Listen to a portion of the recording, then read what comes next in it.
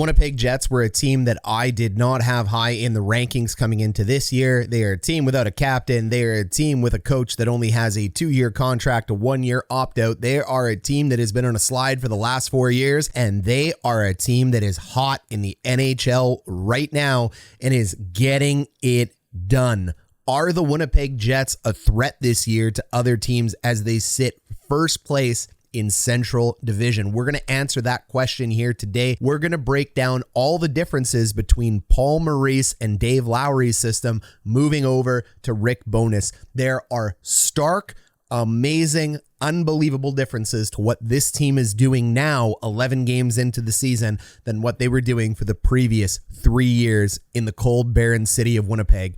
Let's break it all down using highlights and clips, our trained coach's eye, and advanced analytics right now. When we pull up the Winnipeg Jets, we have to put a line down the middle and compare two different teams right now this year. Why? Because when you get a new coach that enters into your system, as well as that coach gets COVID-19 and is out for the first 4 games of the season, it takes a minute to learn the new systems that are being taught to you and the new expectations of how to play when you had such a staple in Paul Maurice and Dave Lowry, who learned under Paul Maurice for so very long. So we are going to look at the Winnipeg Jets by pulling it up before the November 3rd break and after the November 3rd break. What's the difference between both of these times? Number one is Connor Hellebuyck stole games before November 3rd, and you need that to happen. You want to be an elite team, have an elite goalie. Carey Price did it for the Habs. Hellebuyck is doing it right now for the Winnipeg Jets. He stole games on that California road trip as well as in Arizona, and he keeps you in the fight night in and night out.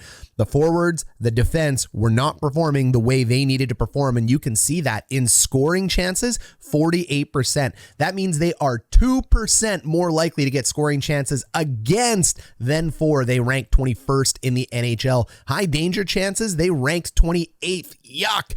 Goals for, expected goals for. How should you be doing? Is it puck luck or are you doing well? Well, they rank 29th.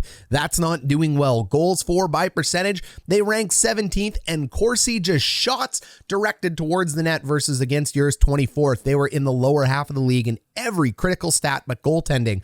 Then we take a look at the after November 3rd break, their final 3 games. They are ranked number 2 in scoring chances. They bumped up from 48% to 63. They are ranked number 4 right now after November 3rd. Expected goals for, they also rank number 4. Goals for, actually, they rank number 6 with 63%.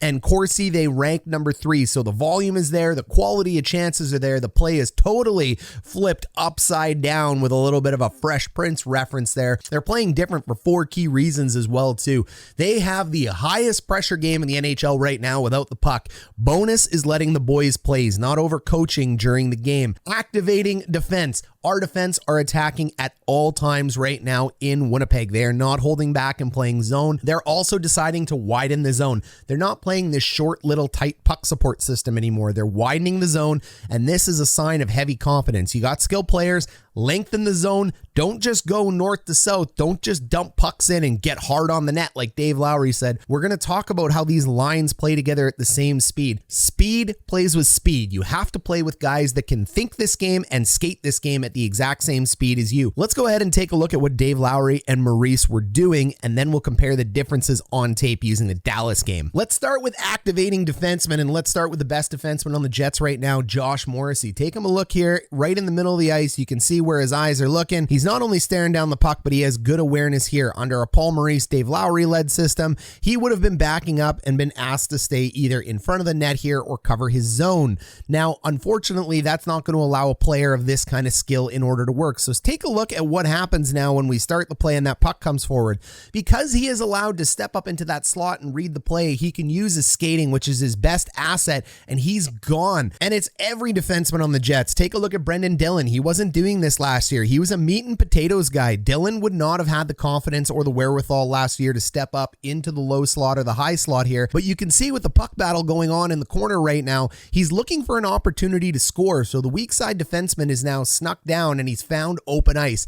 If this puck ends up squirting out from that battle that we see right there in that box, Dillon is going to have a great opportunity to score. A lot of teams actually want to keep their weak side defenseman up high and ceiling and they want to have their strong side defenseman sneak in. I don't love that. So you take a look at what Dylan's doing. Look, he creeps lower and lower, and then we end up moving on. Samberg, same idea here for the Jets. We see a quick battle. Blake Wheeler is on that puck super quick. Cole Perfetti ends up picking up that puck as it ends up going through here. And take a look at who's snuck in now. Look, we have pressure. There's a pressuring D over here. We have pressure up here. Everybody is pushing in to score. As soon as you have the puck on your stick, you want to make sure you're thinking offense, and Dylan Samberg is here. Cole Perfetti now has him right in the middle of the slot. He's going to end up going low, and he goes low because he's one of the smartest players in the league. He sees he has a wall of defenders here. Now, activating defensemen can burn you at times, and that has happened from here. Take a look. Now we have a player in the front. We go to move it over. We're playing 3 here on the top. We have no outlet pass here, and you can see that we have a sneaky Dallas Stars player over here ready to get off to the races. Well, unfortunately, sometimes when sticks get in the lane, it is very easy to end up exiting and leaving the zone really quick. So you live by the sword, you die by the sword. This is why you have Connor Hellebuyck in net, and this is why I compare him to Carey Price this year. The Habs laid Price out to dry his entire career on these, but it allowed them to push for goals and score, and they did find success as well as the Stanley Cup final off this strategy.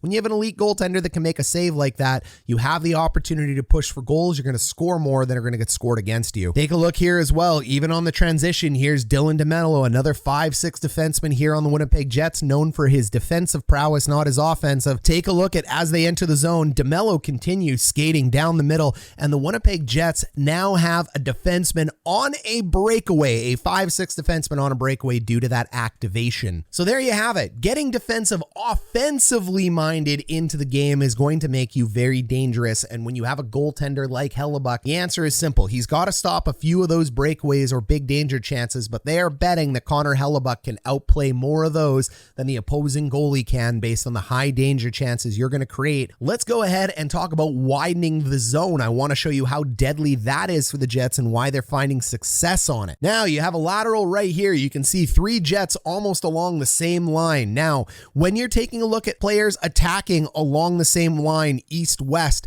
you make that far stretch pass that ends up over there, and now you have another far stretch pass coming down. So you had 1, then you had 2 going the entire length of the ice. Why is that so hard to defend? Because players want to defend from the dot in. They want to take away the middle of that ice, and that's where they're going to cluster through. If you can slash through the holes on that, like Harkinson's here, you can go ahead and generate beautiful chances on net. Unfortunately, ends up with a little bit of goalie interference, but this is a really nice job done by the 4th line of Winnipeg. And when the 4th line is doing something like this, it means it is a practiced system from the coach. This isn't just letting the boys play. He's telling them to go out there and do it. Now let's go ahead and take a look at line 1 and line 2 doing it with the high skill that they have on Winnipeg. We have possible Rookie of the Year candidate here, Cole Perfetti, carrying and leaving the zone. And take a look. What do you notice? There's not really any puck support here with Perfetti. So they've gone ahead and they've cut the ice in half. So there you go. All the Dallas Stars are on one side of the line, the Jets are on the other, and now you have Mark Schiefele carrying up in that open ice. When you have high skill players like Cole Perfetti, they can go ahead and they can make some absolutely beautiful sauce passes as he crosses this pass over into open space. This isn't a tape-to-tape pass. This is an area pass, meaning we are just looking to get the puck somewhere in this area and allow Scheifs to skate into it. That's exactly what Perfetti does here, and that allows the Winnipeg Jets to put Mark Schiefele in a one-on-one situation with a defenseman at a blue line. He is going to win that more times than he's going to lose that, regardless of who that defenseman is going to be. So he ends up turning that defenseman inside and out. It's not a great opportunity on net. It's a bad angle, but it's still a chance that wouldn't have occurred if all Winnipeg Jets were playing on the same side of the ice. Remember, if we go back here, if this was under a Paul Morrissey or a Dave Lowry system, you would have had 3 or 4 Winnipeg Jets in that square here, as opposed to widening the zone. So I really like the effectiveness. Now, Dallas did a great job in this game of shutting it down, but this is the first goal from the game. Now we get activating defensemen and we get widening the zone all at once. So what we end up seeing is a quick turnover here caused by great pressure in the D zone. Like we said, everybody's pressuring. Now you have Mark Schiefele carrying the puck up. He's going to carry wide. And now, oh, what do we have here? We have a defenseman jumping into the play. Thank you very much, Mr. Nate Schmidt. He's not even thinking about playing defense at this time. He's fully on offense because we have the puck on our stick.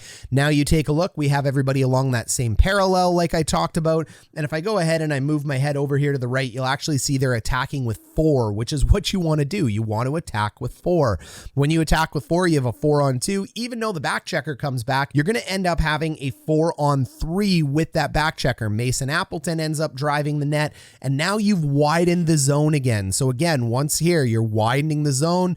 Now you have 2 opportunities. You can shoot or you can widen right back. It gives you so many opportunities. So you've created now a 2-on-1 down low because you've widened the zone. You have a 2-on-2 over here, or do you? You don't actually, because both of these Dallas players are actually out of the play.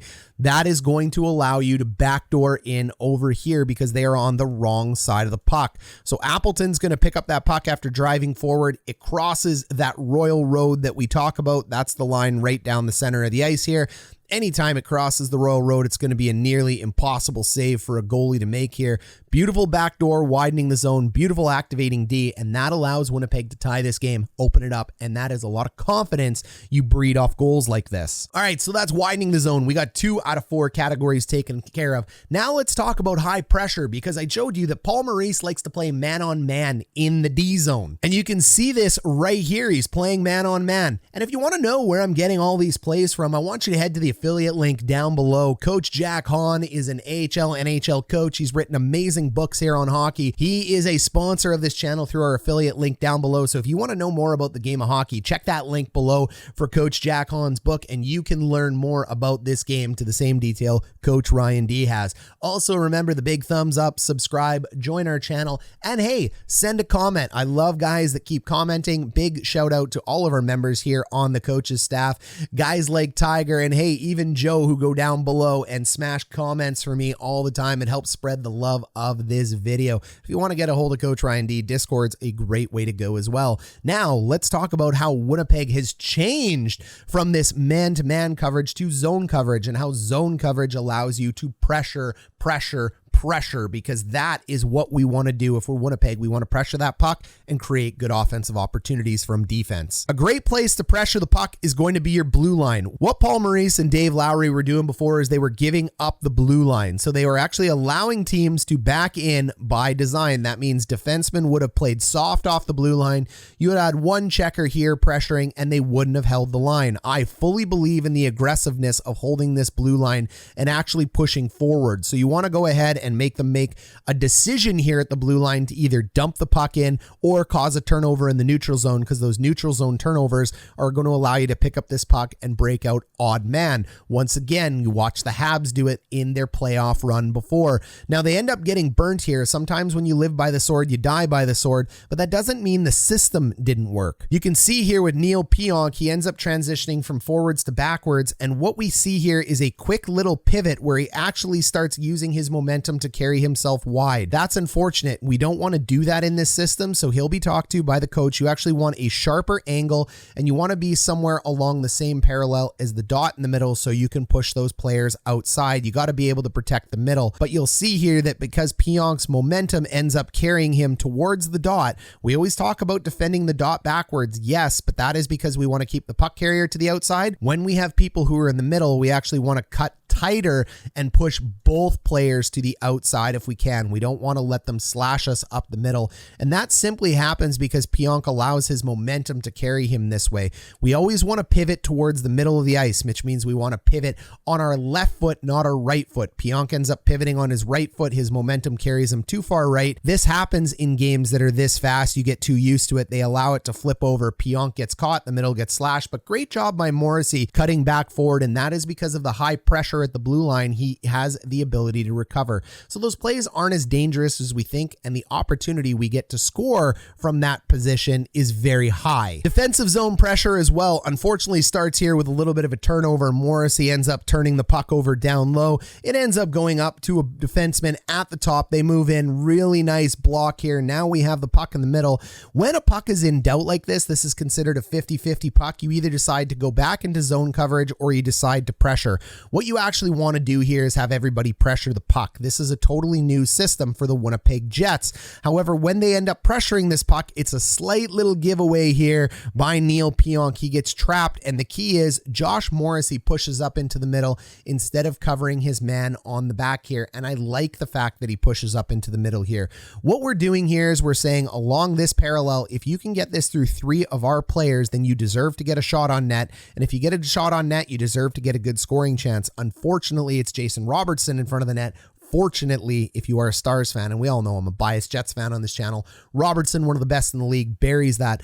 But that high pressure is going to cause more turnovers than it's going to give. So even though the Jets end up getting scored on, I guarantee you they didn't get yelled at for this one at the bench. And even though it's in the neutral zone, here's a successful showing of that pressure. What we would have seen again if we were playing a non-pressure game is we would have seen Dylan Samberg bump out. Now that puck ends up bouncing down right to here, but Samberg is allowed to read the play just like Morrissey was allowed to read the play there in front of the net. One caused a goal with Jason Robertson, but Samberg takes a high-risk play, steps up, uses his skill to pick up that puck, and then ends up dumping the puck into the zone. Remember where I said neutral zone turnovers cause goals? Well, that puck ends up in the zone. Blake Wheeler ends up picking up the puck behind that net using his speed. Cole Perfetti bumps it out to Pierre-Luc Dubois, and on the back of a Samberg step up, the Jets end up making this game 2-1. Whew! So there it is. We've now covered 3 big differences for the Jets: widening the zone, pressure, and activating defensemen. This is a totally new team, and it's causing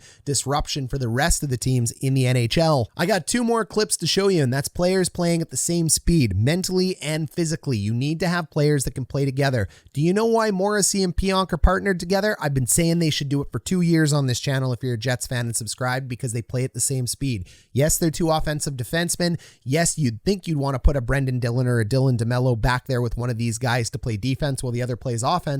But if you have 2 guys that play at the same speed with similar skill level as a defensive pairing, they're going to be able to feed offense off each other. Same with forwards. When you have Cole Perfetti and Mark Schiefele playing with Nick Ehlers, you have all 3 players with massive amounts of speed and puck skill playing together. Similar intelligence levels as well too. You lose Nick Ehlers to injury, you put Mason Appleton up there. Why? Because Appleton can play at speed. He may only be straight line speed and he may only be north to south speed, but he still plays the speed and he knows what to do, and that's to get to the front of the net and allow his 2 players with high skill, Schiefele and Connor, work. Then when you take a look at Wheeler, Cole Perfetti, and Pierre-Luc Dubois, none of these players are blazingly fast anymore. Wheeler used to be one of the fastest, age is caught up. Cole Perfetti isn't one of the fastest in the NHL. He's a fast thinker with fast hands. His skating is smooth, but he's not one of the quickest. Pierre-Luc Dubois also known not to be one of the quickest, so they play at the same speed together, which means when playing at the same speed together, they're going to be effective because you're attacking with 5 players instead of 2 or 3 who are way ahead of the pack. Let's see some examples. Puck's down low. Mason Appleton, like we said, straight line skater, ends up picking up the puck, gets a little bit of a Keystone Cops routine here, runs into a player, falls down, and now it's going to be the Kyle Connor show, baby. Connor picks up that puck in the corner, and now he just has daylight to do what he's got to do. The 2 key players we want to take a look at is Appleton on his butt in the background and Mark Schiefele in front of the net and what they do in order to get Kyle Connor space. Connor skates with the puck into space, and we can see just absolutely beautiful movement of his feet. He finds an easy little hole there, and at full speed, that is incredible. You know I can't run full speed. YouTube doesn't like it. Wow. They whine. They don't want us promoting the NHL. Now, when he goes ahead and takes more open ice speed, again, watch the front of the net. Watch what Mark Schiefele ends up doing. Schiefele goes, okay. If he was a meat and potatoes guy, he would just stand in front of the net here looking for a screen, but he isn't. He uses his intelligence. He's going to back up, and he's going to look for a backdoor pass because he's one of the smartest players on the Jets right now. As he backs up, Kyle Connor takes 4 players with him. So you can see 1, 2, 3, 4 Dallas players all on one side of the ice. They get caught watching the Magic Man, and then Mark Schiefele is going to back out. That puck's going to cross the Royal Road, and it is just going to be such an easy tap in here for Winnipeg. Bang, 3-1. That game is going to end up being put over. Dunsky, not much more you can do about it. So that's a great example of forwards playing together that match well. Let's take a look at why Morrissey and Pionk play together and match so well. Last clip of the day, Josh Morrissey is going to carry it down low. He's going to use that skill. He goes, hey, if Kyle Connor can do it, I can do it. And that is true. This guy is so underrated in his skating and his ability with the puck. He goes ahead. He brings all 5 players onto one side of the ice with him. So you got to like that. They are now all on the proper side of the defensive zone. So they're on this side of the line as it's coming through. And what is Neil Pionk going to do? He's going to be somewhere back over here, just behind the play, finding open ice. Remember that activating defenseman. Josh Morrissey takes a look, widening the zone, cross ice pass over here to Neil Pionk, who drags it across the Royal Road into open ice. Bang, takes a little bit of a shot. Nice funny bounce, ends up going in. And let's be honest, if that defender was someone other than Neil Pionk, whether it was DeMello, whether it was Schmidt, whether it was Dylan, they're not going to have that high skill on the blue line like Neil Pionk does to drag that, shoot it at the right opportunity, and score. So those two are a match made in heaven. This is what the Jets are doing to be so dominant. So in the end, what do I think about the Winnipeg Jets? My stamp on the Winnipeg Jets right now is too early. They got lucky in the first half. They are not lucky anymore. We have seen them improve to a top 5 team in the NHL right now, but they're going to have to be able to maintain this. When you're only 11 games into the season, the voice of public opinion is going to go, but Ryan, I want to wait for 82 games into the season and 346 more games, and we'll see. Look, if you're a we'll see person, you won't make a good coach. Let me tell you that right now. However, it is a fair opinion. I do think this is too early because we only have a 3-game sample size on the good side of the stats, and we have a very large, long sample size on the bad side of the stats. But what I see from my eye test there is a drastically different team that has changed. And if they're going to continue to play this way, I do think we are going to change them to a threat. I think my opinion at the beginning of the year ends up going into the garbage. It's incorrect, and this is not going to be a bubble team anymore. This is going to be a playoff team. So the Winnipeg Jets are going to make some noise. They're number 1 right now in the Central. And remember, that crucial 25 game mark that's coming in that a lot of you don't like. The truth of the reality is 14 teams out of 16 in a playoff position at game 25 are going to keep that. So we are inching closer and closer to that crucial mark. And it may be 82 games, but a lot of things don't change in the NHL post 25 games. So the fact that you're 8-3-1 to start the year, the fact that I see these different, I think it's all big things. Stay tuned again. And hey, go ahead, check out this video I dropped yesterday about the New Jersey Devils and why they are a threat to win the Stanley Cup as well, if you like these types of coaches breakdowns. And stay tuned to the channel as I break down more teams, looking at the New York Islanders, the Seattle Kraken, and some of the other upstart teams in the NHL going forward.